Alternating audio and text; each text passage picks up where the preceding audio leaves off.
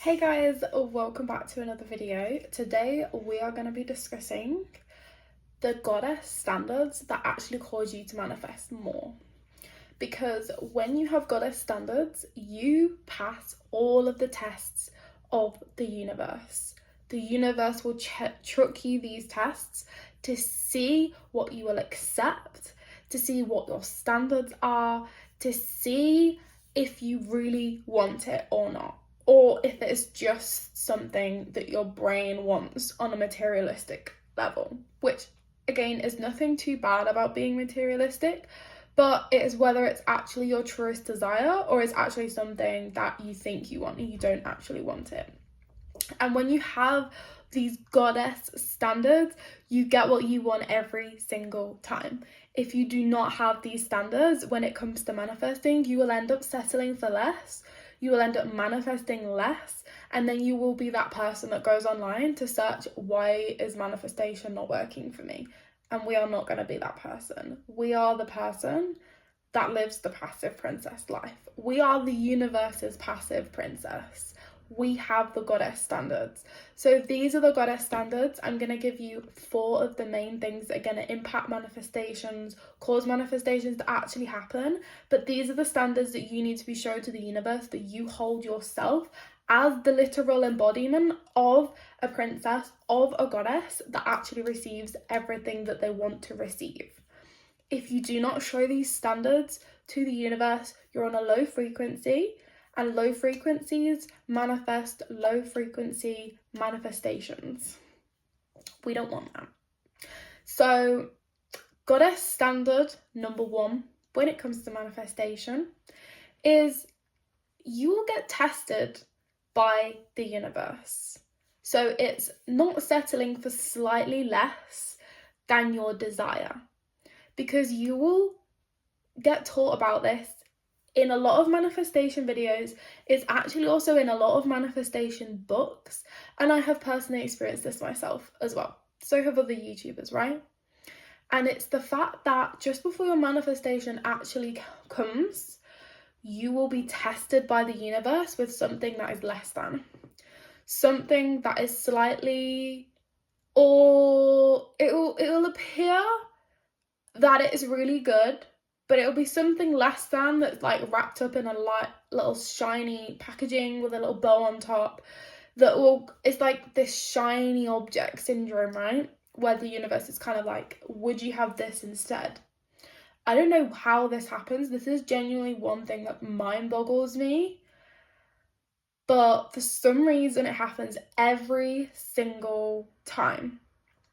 This will appear as something like you're manifesting a new business where you get paid to exist, and then another business comes along, another business idea comes along, and you're like, oh my god, this would be like such an instant success, like I could make money from this.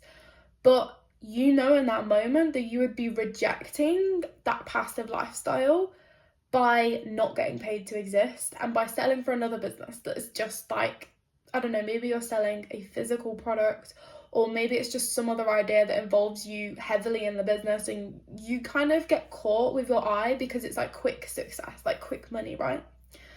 That would be the test from the universe. I have multiple tests from the universe every year in this field because my mind is so active, and I have to reject all of them because the thing that I want is the thing I'm sticking at. Therefore, I will get what I want because I stick at it. And then it comes straight after you reject that initial desire. Let me know if this has already happened to you before. If it's not, it definitely will. And it's a standard test from the universe. Don't fall for it.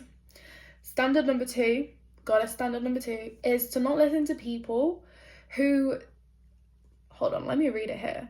Don't listen to people who say you want too much, or who say you should be grateful for what you have. These aren't the people that mean well. These aren't the people that genuinely are telling you to practice gratitude and be in the present moment. These are the people that are trying to make you settle for less, because if you got more than them, that would threaten their self-concept. That would threaten the fact that they have therefore achieved less than you have. You have more than them. Those aren't the people that are cheering you on, saying, yes, go for more, go for this goal. They're the people that are trying to say to you, humble yourself. And humble is not a good word. We said this before. Google the word humble. It is not a good word at all. You should never be humbled. It benefits no one to be grateful for what you have and stay in the present moment forever. And stay with what you have right now forever. It benefits no one. You should always be grateful for where you're at, but excited for what is coming. We should always be grateful in the present moment, but always be working on ourselves in order to achieve more. The trick that people, they lose this scale, they lose this balance, because a lot of people will get stuck in the moment and they will just forever be grateful and happy for what they've got, and they will stay in the same position their whole lives, which is probably most adults. Then you've got the other end of the spectrum where they're not grateful for what they have and they are genuinely always wanting more and they never feel fulfilled. They're two separate extremes, but the best, most conscious individual, like the goddess mindset, is literally being grateful and present in the moment. Being super, super, super happy for everything she has, everything she's achieved, but also super happy for everything that's to come. Because that is not rushing what's to come then. You're not on a lack frequency, but you're also not settling for less. You're not settling for what you already have and you're never growing. Because again, it literally benefits no one.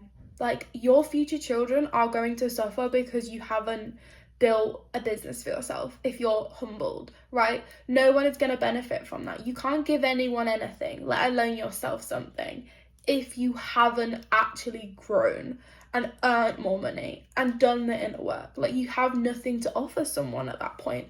I don't know why the word stay humble is so used nowadays, because there's nothing.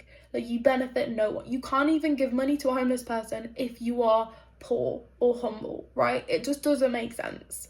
So goddess standard number 3 is don't listen to people who complain about your new standards and boundaries. So obviously when you get goddess standards and goddess boundaries, you are gonna be like very reserved. You don't tell anyone about your privacy anymore.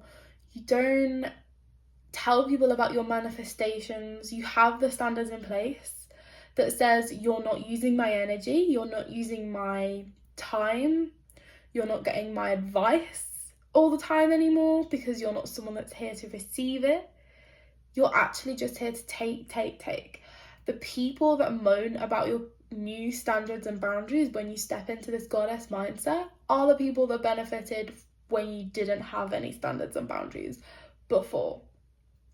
And the likelihood is that's probably a lot of people in your life right now, because you attracted those people when you had the lack of standards and boundaries.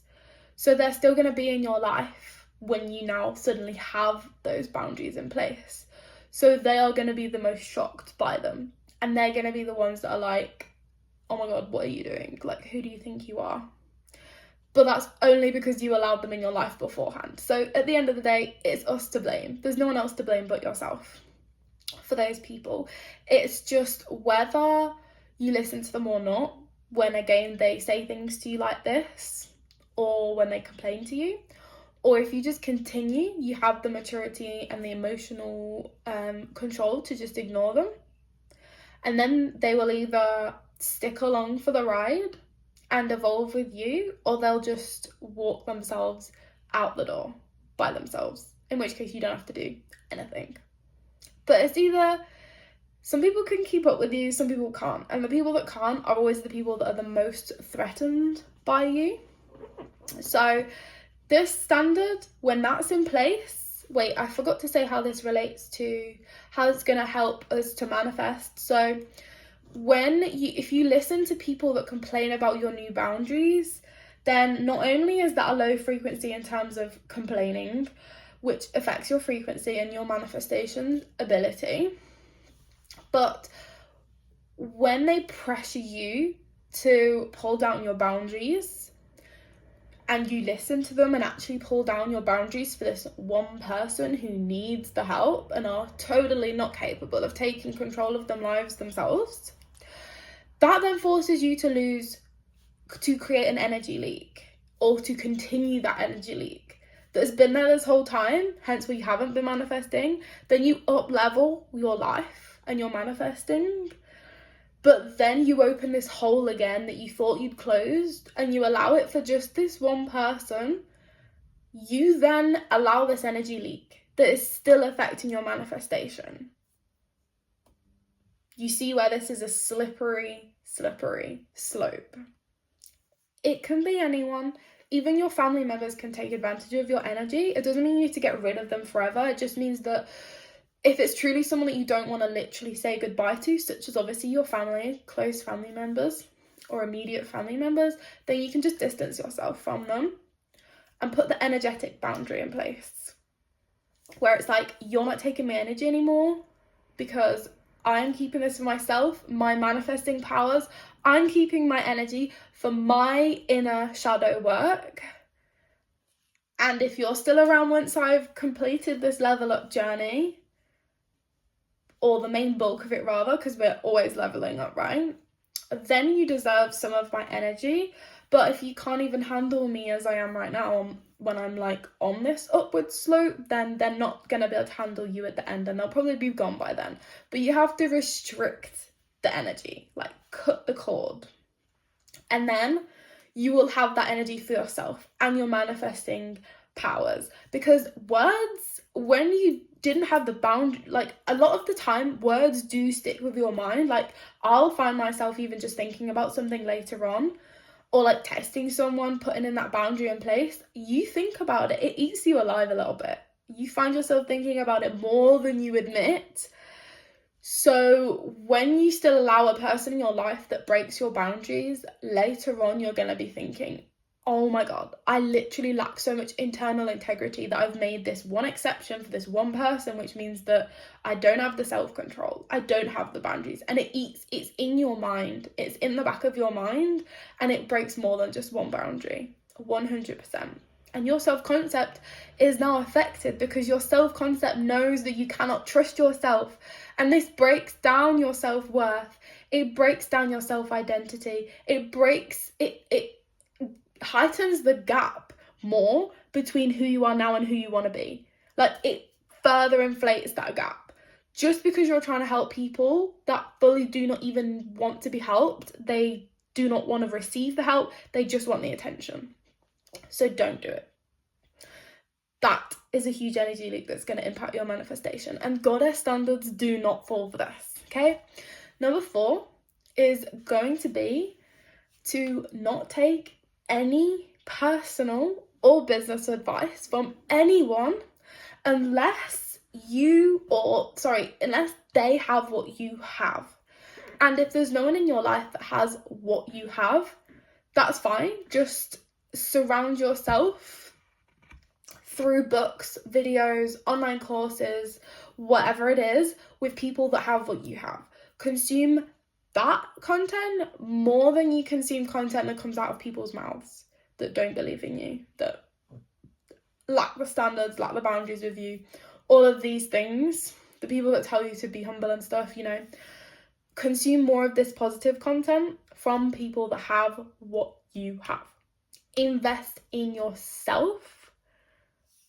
Don't let other people invest in you. Don't let other people in your real life scenario use you as a mentor without you even realizing that they're consuming your energy and taking it away from you. Because when people give you advice, like unsolicited advice, it's always based on their personal opinions about their life. Their experiences shape their opinions shape their beliefs. So when you listen to someone's advice, it's a direct reflection of their life experiences so far. So guess why everyone has a different opinion? It's because everyone has had a different life. Whose opinion matters the most? Yours. And obviously, if you want to listen to people that have what you have, what beliefs got them there. Then you can start listening to that. But the likelihood is they're listening to people that are above them, that have what they have, that their experiences are a reflection of their life, and they're listening to them because that's their mentor, right? They want to go on a different path to you. So why would you listen to their advice from their life, and they're listening to this other person that's who they want to be? That's not who we want to be. So we're not going to take advice from that pathway. If they want to be where this person is, they can take advice from them, but you're not going to listen to either of those people. Like, they're on a completely different universe to us at this rate.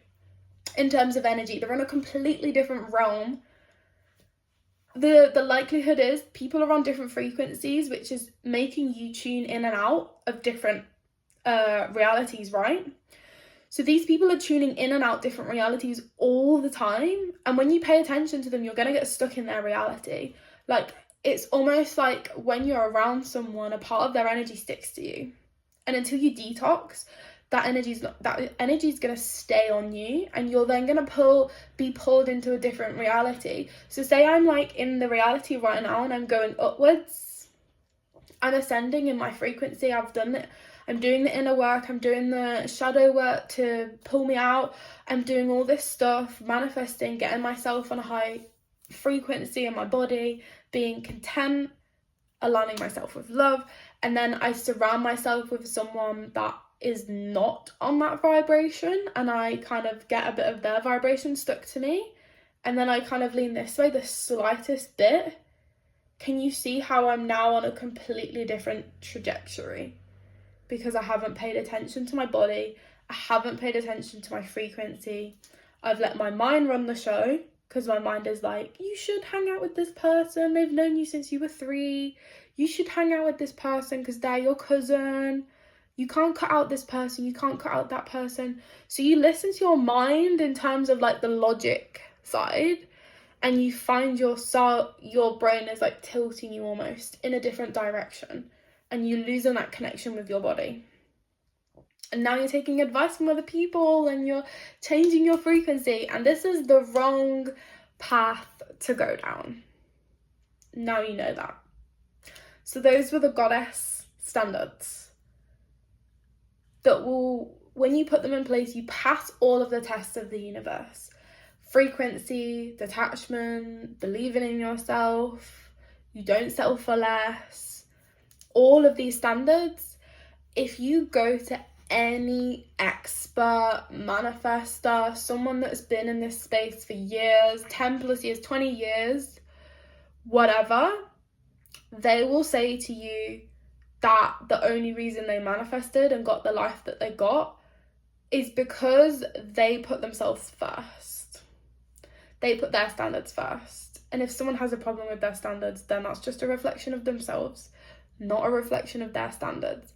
If someone calls them selfish, they've probably been called selfish many times in their life. Great. If I wasn't selfish, I would not be prioritizing myself.